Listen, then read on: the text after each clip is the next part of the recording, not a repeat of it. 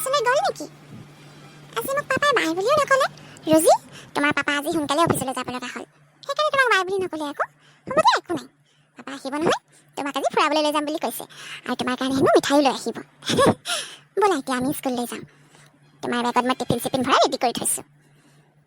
অঁ ব'লা। অঁ আৰু শুনাচোন, পাপাই তোমাক কি কৈছিলে মনত আছে নহয়? স্কুল ছুটি হ'লে গেটৰ সন্মুখতে ৰৈ থাকিবা। যেতিয়ালৈকে মই নাযাওঁ তেতিয়ালৈকে তাতে ৰৈ থাকিব লাগিব। আৰু কোনোবাই যদি ক'ৰবাত লগ ধৰে তেতিয়া ক'লৈকো নাযাবা দেই, আজিকালি দিনকাল বেয়া নহয়। মইতো আগতীয়াকৈ গৈ ৰৈয়ে থাকিম তোমাৰ কাৰণে, তথাপিও কেতিয়াবা যদি মোক দেখি নোপোৱা তেতিয়াহ'লে তাতে ৰৈ থাকিবা। ব'লা এতিয়া। Good morning. Good morning sir, আপুনি ঠিক সময়তে আহি পাইছেহি। এৰিনা মেম এতিয়ালৈকে আহি পোৱাহি নাই, অলপ পিছত আহি পাবহি আৰু।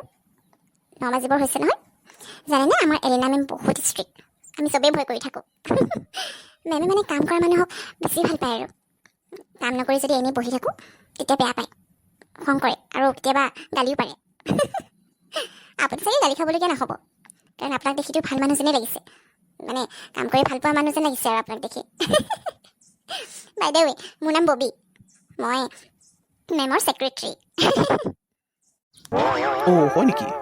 ঠিকে আছে, পিছে মোৰ কেবিনটো দেখুৱাই দিবচোন। ইছ ৰাম, দেখিছেনে মই আপোনাৰ লগত কথা পাতি থাকোঁতে কেবিনটো দেখুৱাই দিবলৈ কৈ পাহৰিছোঁ। আপোনাৰ কেবিনটো সৌখিনিতেই আছে, আৰু এইটো অফিচৰ কিছুমান ৰুলছ এণ্ড ৰেগুলেশ্যন আছে, সেইবোৰ আপুনি মানি চলিব লাগিব আৰু। একো টেনশ্যন নল'ব, মোৰ বিশ্বাস আপুনি আমাৰ কোম্পানীটোত কাম কৰি বহুত ভাল পাব। মোৰ ইয়াত কাম কৰা প্ৰায় 15 বছৰমানেই হ'ল। অ' বহুত বছৰেই হ'ল। Bobby. Ma'am, good morning ma'am. তুমি এওঁক কেবিনটো দেখুৱাই দিয়া নাই, কথাৰ মহলা মাৰি আছে যে। নহয় মানে মেম, মই এওঁক দেখুৱাই দিওঁ বুলি আহিছিলোঁ। মিষ্টাৰ ভৰালী, আপুনি মোৰ কেবিনলৈ আহক নাও। Good morning ma'am. চাওক মিষ্টাৰ ভৰালী, এই অফিচত আপোনাৰ আজি প্ৰথমটো দিন, গতিকে মই আপোনাক বিশেষ একো ক'বলৈ নাযাওঁ, মাত্ৰ কেইটামান কথা ক'বলৈ বিচাৰিছোঁ। মিষ্টাৰ ভৰালী, কাম নকৰি কথাৰ মহলা মাৰি থকা মানুহক মই আচলতে খুবেই বেয়া পাওঁ, আৰু মই ভাবোঁ আপুনি তেনে নহয়। মোৰ হাতত যেতিয়া আপোনাৰ চিভিখন আহি পৰিলে, মই তেতিয়াই ডিচিশ্যন লৈছিলোঁ যে মই কম্পিউটাৰ এছিষ্টেণ্ট পষ্টত আপোনাক এপইণ্ট কৰিম, আৰু মই ভাবোঁ মোৰ ডিচিশ্যনটো বেয়া নাছিল। গতিকে আপুনি জনা বুজা মানুহ, হয়তো আপোনাক বেছিকৈ বুজোৱাৰ প্ৰয়োজন নহ'ব। মই ভবাৰ দৰে যদি আপুনি কামবোৰ কৰি যায় মোৰ ভাল লাগিব। এতিয়া আপুনি যাব পাৰে। হয় মেম, মই মোৰ কামবোৰ ভালদৰে কৰিবলৈ চেষ্টা কৰিম। গুড। আৰু এই ফাইলটো লৈ যাওক এতিয়া। ইয়াত কেইজনমান মানুহৰ কণ্টেক্ট নম্বৰ দিয়া আছে, সেইখিনি আপুনি এণ্ট্ৰি কৰি ল'ব। অ'কে? Wow, nice pose. এনেকৈ চকুৱে চকুৱে চাই থাকিবা। উৎপল দা, আপোনালোকৰ ফটোজবোৰ ভাল লাগিছে। এতিয়া বেলেগ এটা প'জ দিয়ক, আৰু কেইখনমান তুলি লওঁ। Priyanka, you are amazing. তোমাৰ এক্সপ্ৰেশ্যন, ৱাও। প্ৰিয়ংকা, মোৰ লগত ফটোশ্বুট কৰি কেনেকুৱা লাগিল? মোৰ কিন্তু বহুত ভাল লাগিল দেই, সঁচাই আজি তোমাক বহুত ধুনীয়া লাগিছিল। কি যে কয় নহয় আপুনি উৎপল দা। ভাল লাগিল, কিয়নো বেয়া লাগিব। সঁচাই ভাল লাগিল নে?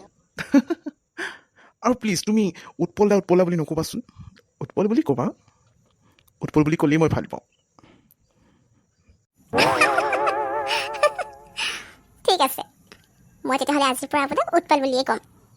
ৱাও, তোমাৰ হাঁহিটো ইমান ধুনীয়া, তুমি সঁচাই বহুত ধুনীয়া। তুমি যাৰ লাইফত থাকিবা সি আচলতে বহুত লাকি হ'ব। ময়ো কিন্তু কম লাকি নহয়, আজি তোমাৰ লগত মই ফটোশ্বুট কৰিলোঁ, সঁচাই ভাল লাগিল। ফোন আহিছে আপোনাৰ, ৰাগিনী ফোন কৰিছে চাগে, ৰিচিভ কৰি লওঁ। ফটোশ্বুট কৰি থকা টাইমতো আপোনাৰ ফোনটো বাজি আছিল, মই আচলতে ক'বলৈ পাহৰিছিলোঁ আপোনাক। হ'ব দিয়া, মই ফোনত পিছে পৰেও কথা পাতিব পাৰিম, আগতে তোমাৰ লগত ভালকৈ কথা পাতি লওঁচোন। সঁচাই তোমাক নিজৰ নিজৰ লাগে জানানে? এনেকুৱা ফিলেই নহয় যে মই তোমাক কালি পৰহি লগ পাইছোঁ। মই আচলতে বহুত বেছি লাকি। প্ৰিয়ংকা, কি ক'ম আৰু, আই এম স্পীচলেছ। তোমাক চাই থাকিবলৈকে মন যায়। উৎপলে মোলৈ এবাৰো ফোন কৰা নাই, আনকি মই ফোন কৰিতো ৰিচিভ কৰা নাই। আচৰিত, ইমান ব্যস্ত নে আজি? মইতো শ্বুটৰ মাজতো তালৈ ফোন এটা কৰি খবৰ লওঁ। কি কৰি আছে জানো ইমান সময়? আজি সঁচাকৈ মোৰ বহুত খং উঠিছে। ৰাগিনী, কি হ'ল তোমাৰ? মই বৰ হৈ গৈছোঁ জানা। দিয়া তোমাৰ মেকআপটো কৰি লওঁ। শ্বুট আছে নহয়, তুমি কিমান সময় উৎপলৰ কাৰণে ৰৈ থাকিবা? I'm so boring. ৰাঘৱ, মোৰ এতিয়া একেবাৰে মুড নাই। এটা কাম কৰা, আজিৰ শ্বুটটো কেঞ্চেল কৰি দিয়া। মই এতিয়া ঘৰলৈ যাম, কাইলৈ তোমাক লগ পাম। বাট হোৱাই ৰাগিনী? তুমি এতিয়া এনেকৈ শ্বুট কেঞ্চেল কৰিবলৈ ক'লে নহ'ব নহয়। মই ইমান ধুনীয়াকৈ ৰেডি হৈ আছিলোঁ।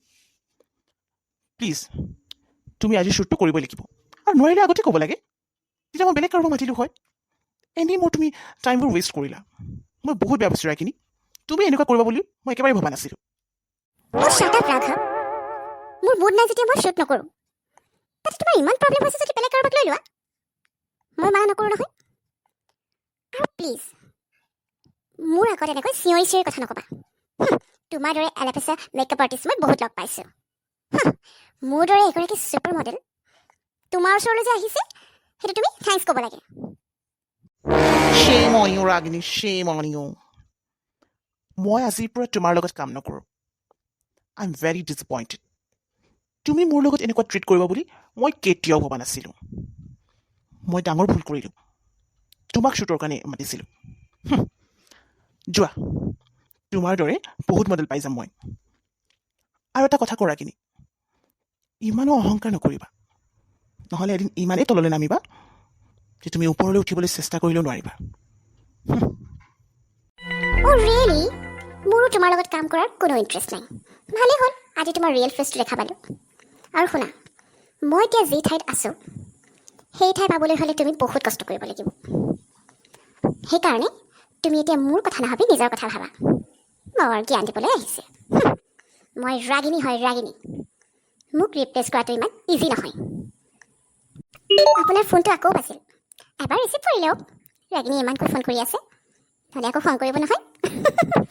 পিছে আপোনাৰ আৰু ৰাগিনীৰ বিয়া বুলি শুনিছিলোঁ, কথাটো সঁচা নেকি? তাই কিন্তু বহুত লাকি, আপোনাৰ দৰে লাইফ পাৰ্টনাৰ এজন পাইছে। বিয়া?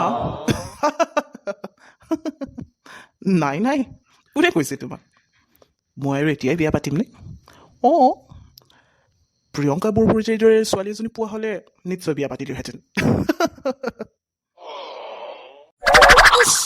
সঁচা? আপুনি কিন্তু ভাল ধেমালি কৰে। হয় দে, পিছে ধেমালিটোক যদি সঁচা বুলি মানি লোৱা হয়, তেতিয়া তোমাৰ কিবা আপত্তি আছে নেকি? কি যে কয়। এতিয়া আমি যাব লাগে, বহুত সময় হ'ল নহয়। মোৰ আকৌ এটা শ্বুট আছে। ইয়া চিয়'ৰ, বোলা যাওঁ। আৰু শুনাচোন, আমি ইমান সময় কথা পাতিলোঁ, একেলগে ফটোশ্বুট কৰিলোঁ, একেলগে কফিও খালোঁ, কিন্তু এতিয়ালৈকে মই তোমাৰ নম্বৰটো লোৱা নাই। তোমাৰ নম্বৰটো মোক চেণ্ড কৰি দিয়া।